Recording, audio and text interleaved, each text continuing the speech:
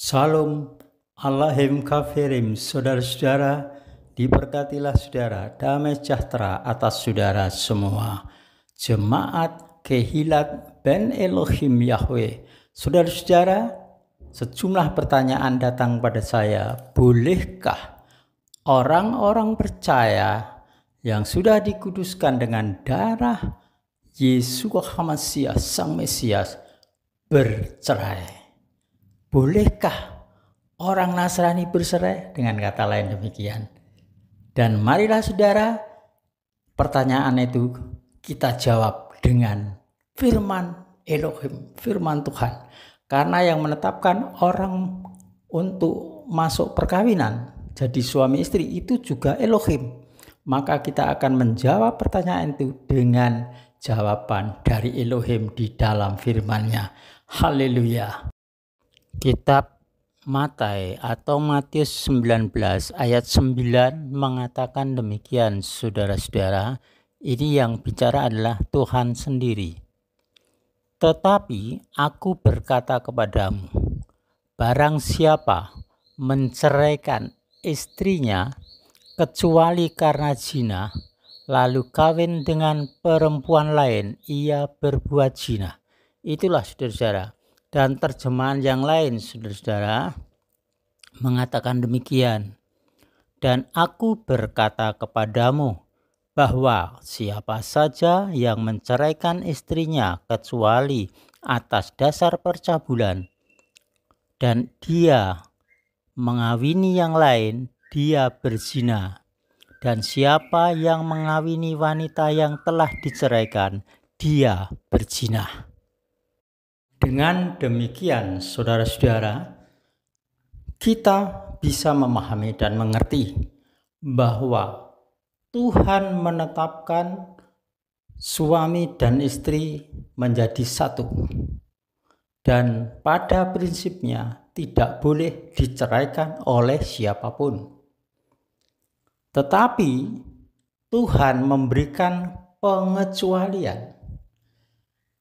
Yang sudah bersatu ini, suami istri, bisa dikatakan atau direstui bercerai apabila dasarnya perceraian itu adalah satu hal, yaitu perbuatan zina atau perbuatan percabulan. Dan apakah hanya sebatas itu? Tidak, saudara-saudara. Perbuatan percabulan baik dilakukan suami atau istri ini harus disaksikan atau ada dua orang saksi, saudara. Minimal dua orang saksi harus menyaksikan langsung kejadian itu dan harus bisa menunjukkan bukti-bukti secara sah, baru dikatakan dia bisa diceraikan. Tapi kalau hanya rekayasa orang lain karena cemburu atau tidak suka, atau karena fitnah, tuduhan, dan tidak bisa menyediakan dua orang saksi atau bukti-bukti yang sah dengan disertai dua orang saksi. Tentunya ini bukan saksi dusta, saudara. Ini barulah boleh bercerai secara sah.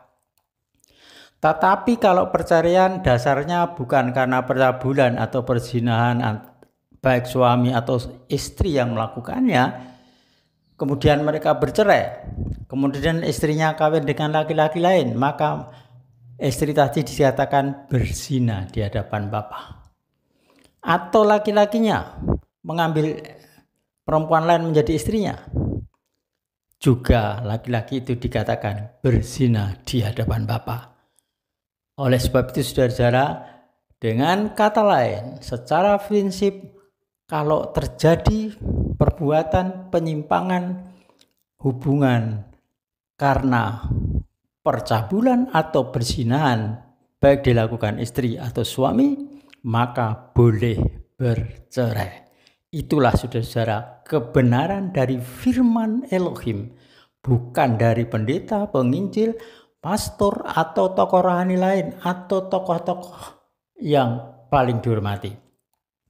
Tapi Tuhan atau firman Tuhan menegaskan pada prinsipnya siapapun, khususnya orang-orang percaya, kalau sudah kawin atau menikah dan terjadi percabulan atau perzinahan, maka bisa bercerai dan Bapa mengizinkan itu. Dan kalau kawin lagi bebas, tidak bercerai, saudara, tidak dikatakan berzina. Nah, itulah saudara-saudara, Bapa memberkati saudara. Dengan pengertian ini saudara bisa mengerti, memahami, bukan berdasarkan apa kata orang, tetapi kata firman Elohim, firman Tuhan sendiri menyatakan seperti itu. Haleluya. Bapa memberkati. Biarlah keluarga saudara diberkati, damai sejahtera, hubungan suami istri tetap selama-lamanya semakin harmonis dan romantis. Dalam nama Yesus Mesias berkata atas saudara. Amin.